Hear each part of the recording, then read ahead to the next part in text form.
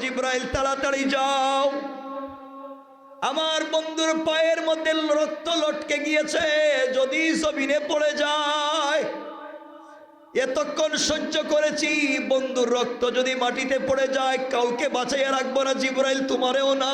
আল্লাহু আকবার। পুরা দুনিয়া ধ্বংস করে দিব, সব সহ্য করতে পারছি, বন্ধুর রক্ত মাটিতে পড়তে দেওয়া যাবে না। আল্লাহর কাছে তায়েফের মাটির জবান খুলে গেছে, তায়েফের মাটি কান্না করে বলছে, আল্লাহ, আমার মুসলমান বন্ধুগণ গভীর মনোযোগ,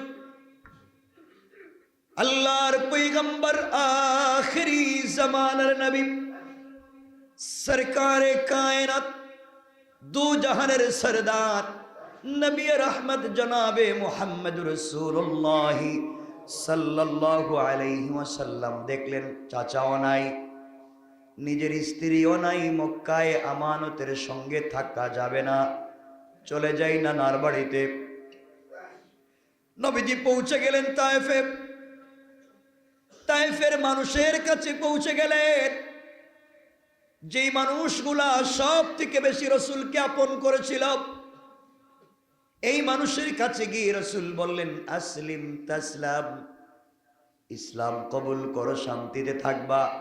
এই কথাগুলা বলবার পরে যেই লোকগুলা আমার রসুলকে আল আমিন বলেছিল, আমার রসুলকে মাথায় উঠিয়ে রেখেছিল, যার কাছে আমানত রেখে তারা শান্তি পাইত, শুধুমাত্র ইসলামের কথা বলবার কারণে, কোরআনের কথা বলবার কারণে, কালিমার কথা বলবার কারণে, সেই তায়েফের মানুষগুলা আমার রসুলকে পাগল বলে গালি দিতে লাগলো।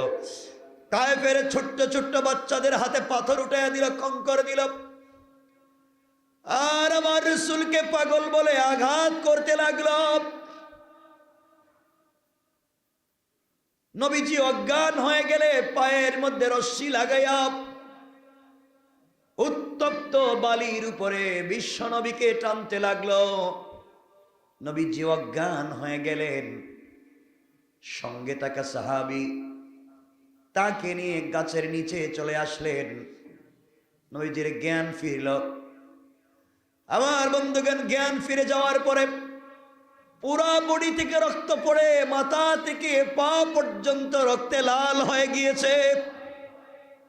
আমার রাসূল পরনের কাপড় খুলে শরীর থেকে রক্তগুলা মুছতে লাগলেন। কাপড়গুলা ভিজে গিয়েছে, রক্তে কাপড় ভিজে গিয়েছে। আল্লাহ তাআলার কাছে ফেরেশতারা আসলেন, জিবরিল আমিন, ইসরাফিল, মিকাইল আর বড় বড় ফেরেশতারা এসে বলছেন, ইয়া রাসূলুল্লাহ, আপনি যে কষ্ট করেছেন এই সহ্য হয় না। আসমানের ফেরেশতারা হাউমাউ করে কান্না করে আল্লাহকে ডাক দিয়া বলেছে, আল্লাহ,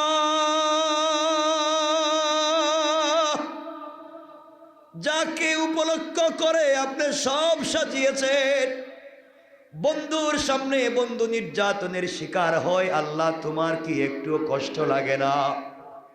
আয় আল্লাহ, নবীজির শরীরের ব্যথা সহ্য হয় না, যে শরীরে মশা মাছি বসা হারাম, এই শরীর থেকে রক্ত ঝরে পা পর্যন্ত লাল হয়ে যায়। ফেরেশতারা বলছে, ইয়া রাসূলুল্লাহ, আপনি বলেন আমি আযাব দিয়ে পুরা তায়েফের মানুষকে ধ্বংস করে দিই। জিবরিল আমিন বলছেন, ইয়া রাসূলুল্লাহ, আপনি আমাকে বলেন আমি তায়েফের দুইটা পাহাড়কে একত্রিত করে মেরে ফেলি। আমার নবীজিকে বলছে, কেউ কে বলছে আপনি বলেন ভূমিকম্প দিয়া জিন্দেগিতে ধ্বংস করে দেই। আমার নবীজি বললেন, আল্লাহুম্মা গফির লিকওমি ফাইন্নাহুম লা ইয়ালামুন, আমি আমার জাতিকে ক্ষমা করে দিয়েছি, তারা বুঝে নাই, বেয়াদবি করেছে। তোমরা যদি তাদেরকে মেরে ফেলো রে, বলো না কার কাছে কালিমার দাওয়াত নিয়ে যায়। আল্লাহু আকবার, জুড়ে বলেন। সবাই মিলে যেই মানুষটাকে মারল, এই মানুষটা এবার হাত উঠে কান্না করি আল্লাহকে ডাক দিয়া বলেছে, আল্লাহ, তোমার কদমে সেজদায় পড়ে আমি মন্দু বলছি, মুহাম্মদ বলছি, আল্লাহ রাগ কইরো না, তুমি রাগ করে তায়েফের মানুষকে মেরে ফেলো না, তোদেরকে ধ্বংস করে দিও না। আমাকে আঘাত করেছে, সহ্য করেছি। এরা হয়তো আজকে বুঝে নাই, কিছুদিন পরে তাদের সন্তানরা জন্ম নিবে, ওই সন্তানেরা হয়তো তোমার কালিমার দাওয়াত নিয়ে পৃথিবীতে ঘুরে বেড়াবে। সুবহানাল্লাহ, জোরে পড়ে। কেমন ছিলেন তোমার আমার রাসূল? এখানে লম্বা আলোচনা। এমন সময়ে রাসূলের পা থেকে মাথা পর্যন্ত রক্তে লাল হয়ে গিয়েছে, শরীর থেকে রক্তগুলা মুছতে লাগলেন। এমন সময় আমার রাসূলের পা মুবারকের নিচ থেকে, এভাবে পা মুবারকের নিচে এক ফোঁটা রক্ত, তার পায়ে ছিল চামড়ার মোজা, পুরাটা মোজা রক্তে ভরে গিয়েছে। পায়ের নিচে এক ফোঁটা রক্ত এভাবে লটকে আছে, যেন মাটিতে পড়ে যায়। নবীজির পা মাটিতে আছে, এইভাবে রক্ত লটকে আছে, যেন পড়ে যায়। আল্লাহ ডাক দিয়া বলছেন, জিবরাইল এবার বলো তুমি কোথায়? জিবরাইল বলছেন, আল্লাহ আমি সিদরাতুল মুনতাহায়। আল্লাহ বলছেন, তুমি কি দেখেছো আমার বন্ধু হাবিবুল্লাহ কোথায় রে? জিবরিল আমিন বলছেন, আল্লাহ আপনি জানেন কোথায়। আল্লাহ বলেন, আমার বন্ধু এই মুহূর্তে তায়েফের জমিনে। ও জিবরাইল তাড়াতাড়ি যাও, আমার বন্ধুর পায়ের মধ্যে রক্ত লটকে গিয়েছে, যদি জমিনে পড়ে যায়। এতক্ষণ সহ্য করেছি, বন্ধুর রক্ত যদি মাটিতে পড়ে যায় কাউকে বাঁচাইয়া রাখবো না, জিবরাইল তোমারেও না। আল্লাহু আকবার। পুরা দুনিয়া ধ্বংস করে দিব, সব সহ্য করতে পারছি, বন্ধুর রক্ত মাটিতে পড়তে দেওয়া যাবে না। আল্লাহর কাছে তায়েফের মাটির জবান খুলে গেছে। তায়েফের মাটি কান্না করে বলছে আল্লাহ। তায়েফের মাটি চিৎকার করে ডাক দিয়ে বলেছে, আল্লাহ সব সহ্য করতে পারি, কিন্তু হাবিবের রক্ত যদি আমার জমিনে পড়ে যায় সহ্য হবে না, সবগুলারে আমি ধ্বংস করে দিব আল্লাহ। জিবরিল আমিন বলছেন, আল্লাহ তাআলা আমি কেমনে এত দূর যাব? জিবরাইল বলেন, আমি সিদরাতুল মুনতাহায়, ওই জায়গা থেকে আমার 600 নূরের ডানা দিয়ে আমি টান দিলাম। তায়েফের মাটিতে এসে দেখি রাসূলের পা মুবারক থেকে রক্তের ফোঁটা পড়ে গিয়েছে, এখনো জমিনে লাগে নাই। জমিনে লাগার আগে আগে আমি আমার নূরের পরটা বিছাইয়া দিয়েছি। আল্লাহু আকবার বলেন। আমার বন্ধুগণ, এখানে লম্বা কথা। রাসূল সাল্লাল্লাহু আলাইহি ওয়াসাল্লাম ওখান থেকে আসলেন, চিন্তা করলেন কোথায় যাব।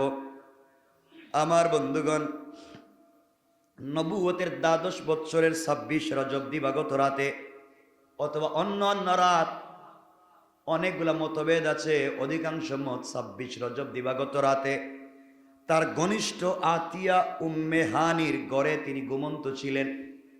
আহারে, যেই মানুষটা তো কষ্ট করছে, এই মানুষজন একা হয়, তার দুঃখের কথা মনে হয়। নবী যখন একা হয় উম্মে হানির ঘরে,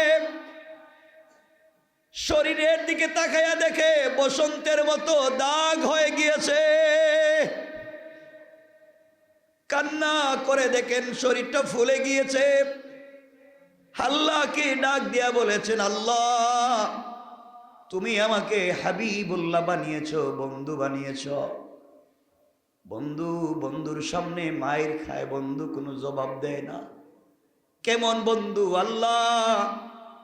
এই বৎসরে তুমি আমার চাচাকেও নিয়ে গেলা, এই বৎসরে আমার স্ত্রীকেও নিয়ে গেলা, এই কষ্ট আমার সহ্য হয় না। আবার আমি তায়েফের মানুষ আমাকে আঘাত করলো, কার কাছে বলবো?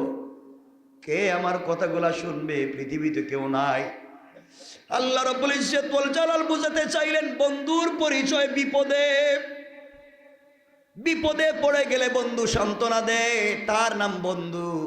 আল্লাহ রাব্বুল ইজ্জত ওয়াল জালাল বলছেন, জিবরাইল আর সহ্য করা যায় না রে জিবরাইল। যেই বন্ধু এত কষ্ট করছে, যেই বন্ধুকে আঘাত করছে, মাও নাই, বাপও নাই, স্ত্রীও নাই, চাচাও নাই, দাদাও নাই, এই লোকটার কেউ নাই, একমাত্র আমি আল্লাহ ছাড়া। যাও জিবরাইল যাও, এই মুহূর্তে বন্ধুর কাছে পৌঁছে যাও, সংবাদ দিয়া দাও আমি আল্লাহ বন্ধুর জন্য আরশে আজিমে অপেক্ষা করতেছি, বন্ধু যেন বন্ধুর বাড়িতে চলে আসে। আল্লাহু আকবার বলেন। বন্ধু যেন বন্ধুর বাড়িতে যায়, সান্ত্বনা দিব। দুইজন ফেরেশতা আসলেন, হযরত সুহেল পাককে ঘুম থেকে উঠালেন, হাতিমে কাবায় নিয়ে গেলেন, কাবা হাতিমের ভিতরে নিয়ে গেলেন। সেখানে নিয়ে গিয়ে তার সিনাকে কেটে ফেললেন, কল্ব বাহির করলেন, আবার কল্বটাকে চিরিয়ে সিনা কাটলেন, ভিতর থেকে কল্ব বের করলেন। এরপরে কল্বটা কাটলেন, তার ভিতরে কালো যেন কি বের করে ফেলে দিলেন। তারপরে জমজমের পানি দিয়ে কল্বটাকে ধুইলেন, আবার যথাস্থানে রেখে দিলেন। সোনার তস্তরিত করে, সোনার তস্তরিতে ভরে তারা ঈমান এবং হিকমত এনে সিনার ভিতরে ঢেলে দিলেন, সিনা জোড়া লাগাইয়া দিলেন।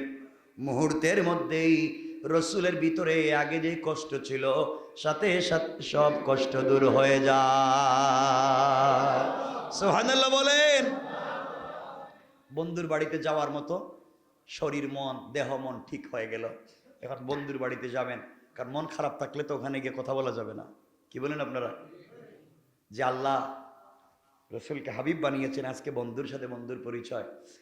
কেন আজকে রসুলকে নিয়ে যাচ্ছেন? মেরাজের কারণ আছে। আমাদের সময় শেষ হয়ে গিয়েছে। কারণ হলো, আমিনার কুলে যখন রসুলে পাক ছিলেন, আমিনা একদিন হাউমাউ করে কাঁদতেছেন। চাচা এবং দাদা এসে বলছে, না আমিনা তুমি কান্না কেন? আমার বাতি জানিয়ে নাতি নিয়া।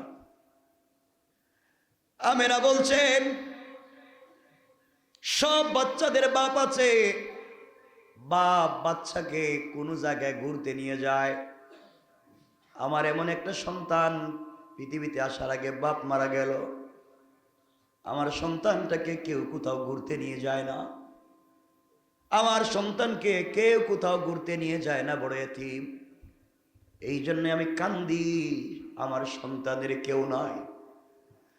আমিনা শুনেন, হঠাৎ আওয়াজ হলো, কে যেন ডাক দিয়া বলেছে, আমিনা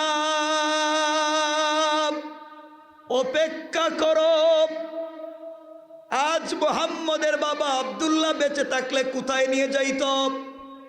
বড় জুরুক্কাজের মেলায় নিয়ে যাইতো, মাজান্নায় নিয়ে যাইতো, এর চাইতে দূরে নিয়ে যেত না। আমি আমার বন্ধুকে সফর করাইয়া জমিন থেকে, বাইতুল্লাহ থেকে বাইতুল মুকদ্দাস নিয়া, এক আসমান, দুই আসমান, 3, 4, 5, 6, 7 এর উপরে নিয়া, সিদরাতুল মুনতাহা, বাইতুল মামুর, জান্নাত জাহান্নাম দেখাইয়া, আর সে মুআল্লাই নিয়া আমার পাশে বসাইয়া বন্ধুর সঙ্গে সফর করাইয়া কথা বলার ওয়াদা দিলাম। সুবহানাল্লাহ বলেন। সেই হচ্ছেন আমার রসুল। আমার বন্ধুগণ, রসুল সাল্লাল্লাহু আলাইহি ওয়াসাল্লাম এখন সফর শুরু করবেন। আমার বন্ধুগণ, এক পর্যায়ে রসুল সাল্লাল্লাহু আলাইহি ওয়াসাল্লাম আল্লাহর আহ্বানে সাড়া দিলেন, মেহমান হিসেবে সেখানে যেতে লাগলেন। এক পর্যায়ে ফেরেশতার সঙ্গে নিয়ে আসা বোরাক নামে একটি জন্তু রসুল সাল্লাল্লাহু আলাইহি ওয়াসাল্লামকে সওয়ার করিয়ে দেওয়া হলো। জন্তুটি ছিল এমনভাবে ছিল, জন্তুটি গাদা এবং খচ্চরের চেয়ে কিছুটা ছোট, খচ্চরের চেয়ে কিছুটা ছোট এবং গাদার চেয়ে কিছুটা বড়, সাদা, যার নাম বোরাক। যার নাম কি? এটা একটা প্রাণী, সাদা। এই জন্তুটা খচ্চরের চেয়ে কিছুটা ছোট আর গাদার চেয়ে। তিনি সেই বোরাকে আরোহণ করলেন, চুকের পলকেই ফিলিস্তিন পৌঁছে গেলেন। সুবহানাল্লাহ বললেন না? মসজিদের বাহিরে খচ্চরটাকে রসুল নিজের হাতে বাঁধলেন। সুবহানাল্লাহ বললেন। ভিতরে ঢুকলেন। আমার বন্ধুগণ, সেখানে গিয়ে পৌঁছে দেখলেন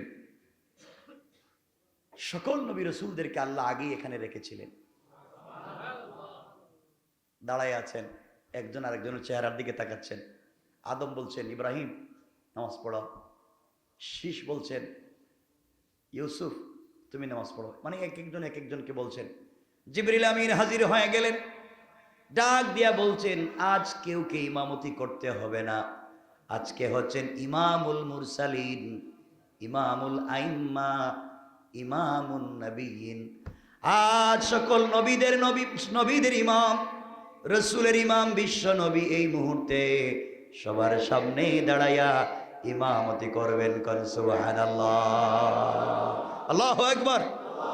সম্মান দিয়েছেন কে? আমার রসুল বিশ্ব নবী, যেই বাইতুল মুকাদ্দাসে ইমামতি করেছেন সকল নবীদের, সেটা আমাদের ঘর। ঠিক কিনা বলেন? আমার বন্ধুগণ, রসুল সাল্লাল্লাহু আলাইহি ওয়াসাল্লাম নামাজ পড়লেন, নামাজ পড়ালেন। নামাজ শেষ করে আবার তিনি একটা বরাক করে আবার তিনি সফর শুরু করতে লাগলেন। সঙ্গে জিবরিল আমিন এবং কেউ কেউ বলেছেন মিকাইল, দুইজন ফেরেশতা। রাসূল সাল্লাল্লাহু আলাইহি সিঁড়ি দিয়ে, সিঁড়ির মতো এই আকাশযান ফেরেশতাদের সঙ্গে দুনিয়া থেকে আকাশের দিকে যেতে লাগলেন। পড়েন সুবহানাল্লাহ। ফেরেশতাদের সঙ্গে রাসূল প্রথম আসমানে গেলেন। প্রথম আসমানে যাওয়ার পরে জিবরিল আমিন দরজা নক করে বলছেন, কে? দরজাটা খোলো, ভিতরে ঢুকতে চাই। প্রহরীরা বলছে, আপনি কে? আমি তো জিবরাইল, আমার সাথে মিকাইল। বেয়াদবি মাফ করবেন, রাস্তা বন্ধ, পাহারাদারি করতেছি। কেন? যেদিন থেকে আসমান সৃষ্টি হয়েছে ওই দিন থেকে আল্লাহ আসমানের প্রথম দরওয়াজা থেকে একবারে বাইতুল মামুর সিদরাতুল মুনতাহা পর্যন্ত লাল গালিচা দিয়া ডিজাইন করে, সংবর্ধনার রাস্তা করে, জান্নাতুল ফিরদাউস থেকে কাঁচা ফুল এনে চমৎকার লাইটিং করে আল্লাহ রেখে দিয়েছেন। এই রাস্তায় দরজা খুলে দেওয়া যাবে না। এই রাস্তা দিয়া আল্লাহর প্রিয় বন্ধু হাবিবুল্লাহ বিশ্ব নবী আল্লাহর সঙ্গে দেখা করতে যাবেন, এই জন্য পাহারাদারি করতেছি। আল্লাহু আকবার। জিবরিল আমিন বলছেন, তোমরা যার জন্য অপেক্ষা করো তিনি আমার সাথে। ফেরেশতারা লোভ সামলাইতে পারলেন না, যারে দিয়ে এত কিছু তারে দেখা তো লাগবেই।